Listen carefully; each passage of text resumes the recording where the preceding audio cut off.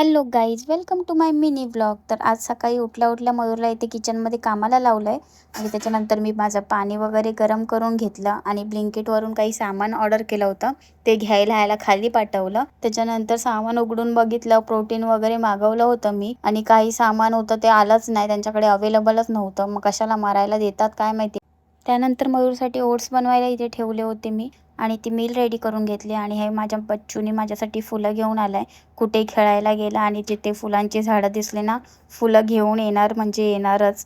एवढं छान शिकलं आहे मयूरकडे बघून बघून सगळं शिकलं आहे. त्याला माहिती आहे मम्माला कसं खुश ठेवायचं असतं. मग मम्मा कशी लाड करेल ना खूप. त्याच्यानंतर इथे मयूरचा शेक बनवून घेतला आणि ह्याची मील रेडी केली होती ती दिली.